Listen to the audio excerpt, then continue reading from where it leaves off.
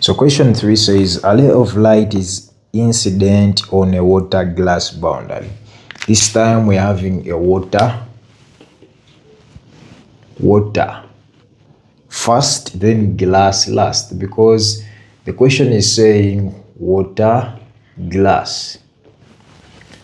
So draw your ray from water and bend away from the normal, because glass is denser than water.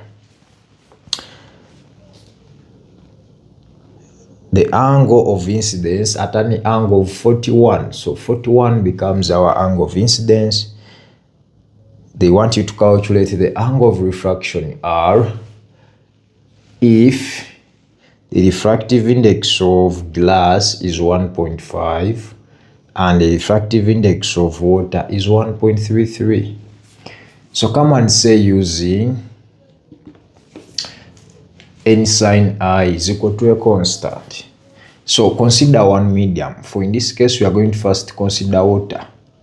The refractive index of water times sine of the angle in water, that is sine 41, because this is the angle in the water medium, is equal to the refractive index of glass times sine of the angle in glass, which is R. This is the angle in the medium of glass. Now, this is going to be 1.33, because it is given, times sine 41 is equal to 1.5 times sine R.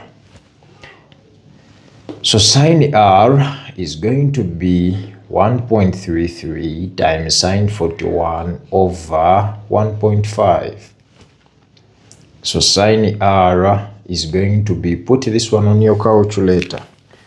It is 1.33 sine 41 divided by 1.5. You get 0.5817. So R is going to be sine inverse of, and this is going to be shift sine inverse. It's going to be 35.57 as your R. Thank you very much.